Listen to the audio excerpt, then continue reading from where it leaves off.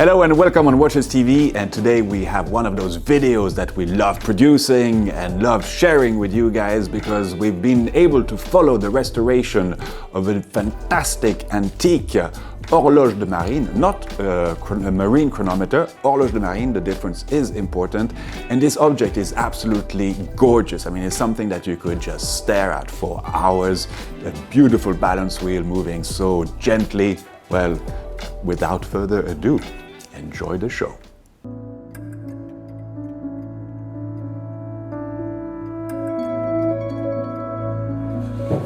Bonjour, monsieur. Bonjour, messieurs. Bonjour.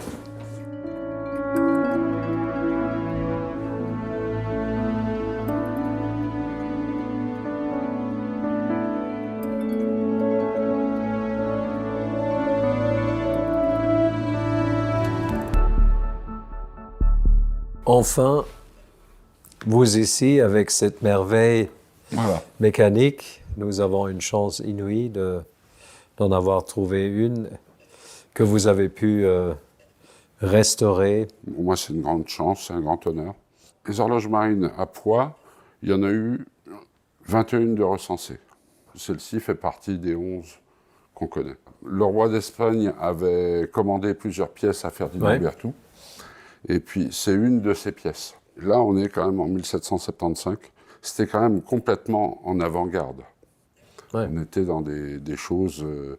il y avait, pour ainsi dire, rien qui est, au niveau précision, qui était aussi performant. Quelle était la précision d'une pièce comme ça? Moi, je pense plus ou moins 1 seconde par semaine. C'est un peu comme si...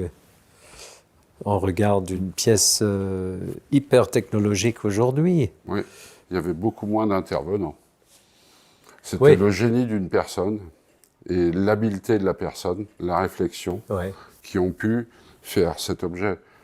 Les outils étaient tous faits sur mesure, mais le mécanisme, somme toute, donne une impression d'être extrêmement simple et très efficace. Ce qui est simple et beau, il faut peu de pièces, il faut limiter les frottements, et c'est d'une bienfacture. La qualité des engrenages, des pignons, c'est juste un bonheur. C'est juste un bonheur, c'est tellement bien fait. Donc ça vous fait rêver. Oui. Et donc vous avez refait aussi cette lunette-là, cette pièce-là, on avait uniquement, et toute la base. Voilà, on avait uniquement la partie mécanique et son cadran. Ce qui est déjà une très belle chose. Bien, ouais.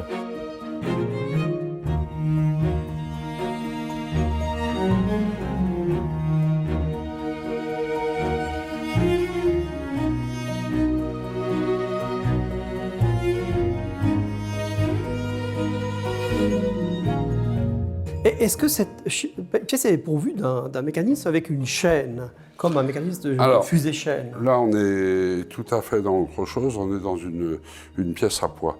La fusée est pour réguler le ressort, pour avoir une force le plus constant possible. Avec les poids, on n'a pas besoin. Donc ça a été un choix qu'avait fait Ferdinand Berthoud à cette époque-là, pour avoir toujours la même force sur la roue d'échappement. Une sorte d'échappement à détente, avec un balancier qui n'a pas de pivot.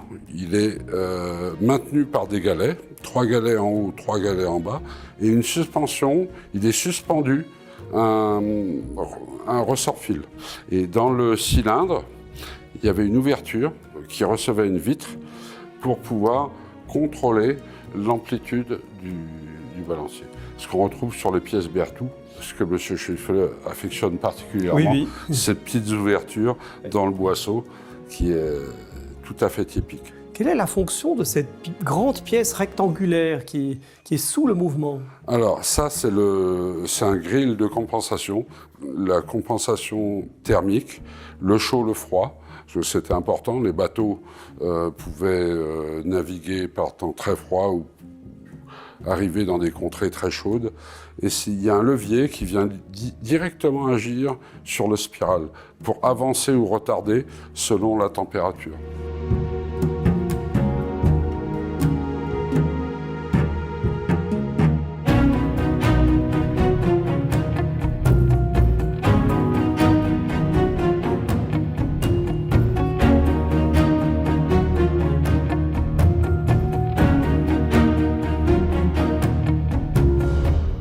tout, ça vous a pris... Environ 400 heures, on a même dépassé. Ouais.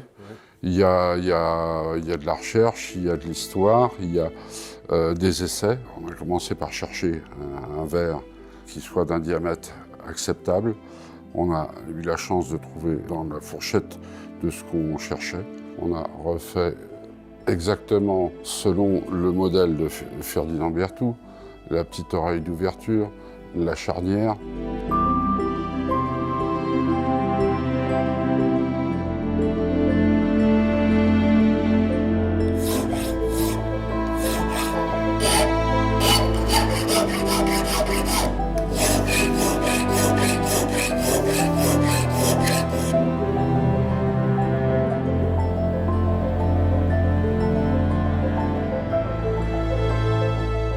On a fait une dorure au mercure, comme c'était fait sur ces parties-là. Et puis après, s'occuper de toutes les parties qui ont été réparées. Il y avait des galets avec des pivots qui avaient été cassés.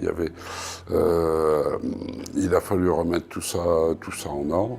La pièce est entièrement d'origine, si ce n'est son habillage. On a fabriqué une clé de remontage. Le remontage se fait tous les jours. Il y a une réserve de marche de 24 heures. Oui, là on voit vraiment le plateau qui monte. Voilà, c'est un ascenseur. Oui, c'est un ascenseur, c'est incroyable. On vient remonter dans le sens horaire. Donc le disque des heures qui apparaît. Ouais. Le moins d'aiguilles possible, le moins de choses. Chaque pièce sont indépendantes. Si on met à l'heure le disque des heures, ça ne touche pas l'aiguille des minutes. Et là, il y a un saut tous les 2 secondes. Tous les 2 secondes. Le petit système pour bloquer ou débloquer. Et c'est une magnifique signature.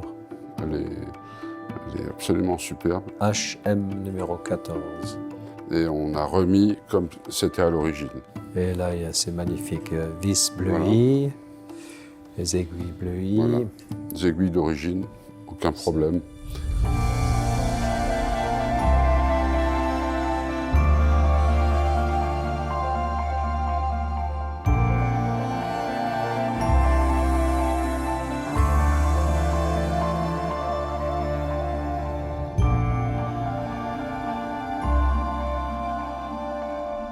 Quand un objet comme ça fait tic-tac, c'est tout autre chose que de le regarder à travers 3 vitres inanimées. Et puis quand on partage des choses, l'autre partage aussi. Voilà. Et on s'élève à chaque fois. Un très bel exemple.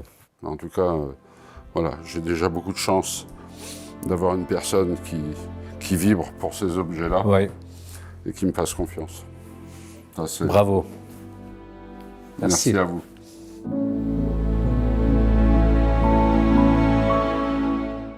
Well, I hope you enjoyed this video as much as we had making it, and looking forward being able to do some other of those long follow-ups. Always a nice treat for us.